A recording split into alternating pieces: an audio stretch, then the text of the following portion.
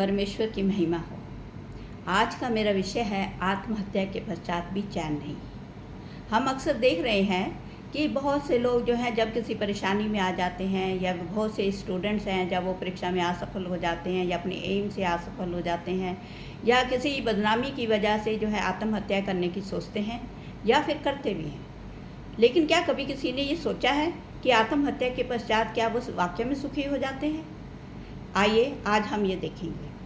सबसे पहले तो क्या है कि हमारी आत्मा जो है दुष्ट आत्मा हो जाती है, क्योंकि जीवन और मृत्यु का कार्य परमेश्वर के हाथ में है। जब हम उसे अपने हाथ में लेते हैं और गलत समय पे वो काम करते हैं तो हमारी आत्मा जो है दुष्ट आत्मा कहलाती है। दूसरी बात यह है कि मान लो किसी व्यक्ति की आयु 80 वर्ष थी और वो 20 वर्ष की आयु में आत्महत्या कर लेता है, तो आत्महत्या करने के पश्चात शरीर तो छूट जाता है लेकिन आत्मा को कोई रास्ता नहीं मिलता। क्योंकि हम लोग सब जानते हैं कि ये अक्सर कहा जाता है कि जब भी मनुष्य की मृत्यु होती है तो उसकी आत्मा को लेने के लिए दूत आते हैं, लेकिन यहाँ कोई भी दूत नहीं आया है, इसलिए आत्मा को कोई रास्ता नहीं दिखता। अब वो इधर उधर भटकती है। अब उसे 60 वर्ष का एक लंबा समय इधर उधर भटक कर जंगलों में या किसी खंडर मकानों में अपना समय व्यतीत करना पड़ता है। ऐसे में कुछ ऐसी बुरे लोग भी हैं जो किसी गोली की वजह से, फांसी की वजह से जो मरते हैं, वो भी इसी दुनिया में भटकते रहते हैं।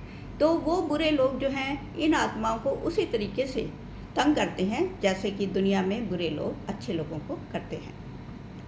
दूसरी बात ये है कि बहुत सी आत्माएं ये कहती हैं, जिस प्रकार से उन्होंने जो है मरने में जल्दी करी होती है, फिर वो ये चाहती हैं कि हम जो है दूसरी मौत भी हमें जल्दी मिल जाए, और इसके लिए वो क्या होता है कि किसी भी व्यक्ति पे सवार हो जाती हैं और फिर वो उसको इतना परेशान करती हैं कि ये आदमी जो है कहीं जाकर डूब मरे या कहीं पत्थरों से अपना सर फोड़ ले या किसी तरीके से इसकी मृत्यु हो जाए, और जब ये मरे तो हमारी भी मृत्यु हो जाए और शायद हमें मुक्ति मिल जाए।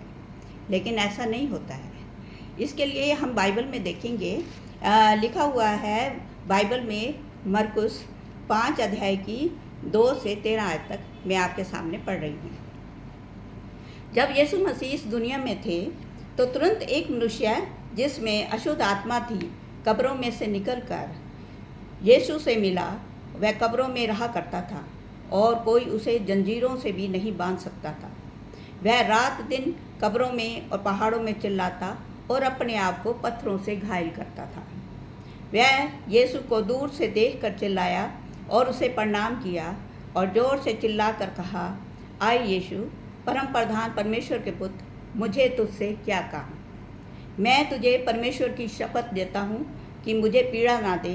क्योंकि यीशु ने उससे कहा था, आए अशुद्ध आत्मा, इस मनुष्य में से निकल आ। यीशु ने उससे पूछा, तेरा नाम क्या है? उसने उससे कहा, मेरा नाम सैना है, क्योंकि हम बहुत हैं। और उसने उससे विनती की कि हमें इस देश से बाहर ना भेज।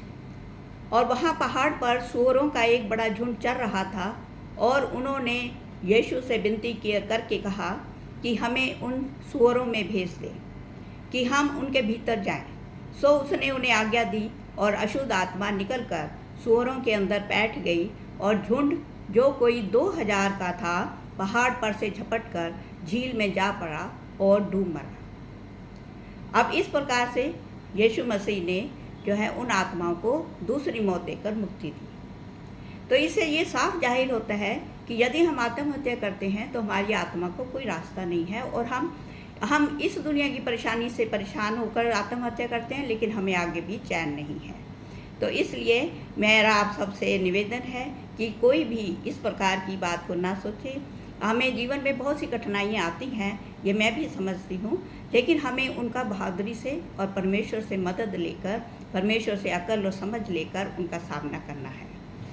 और मुझे आशा है कि आप इस बात को अवश्य ही समझेंगे।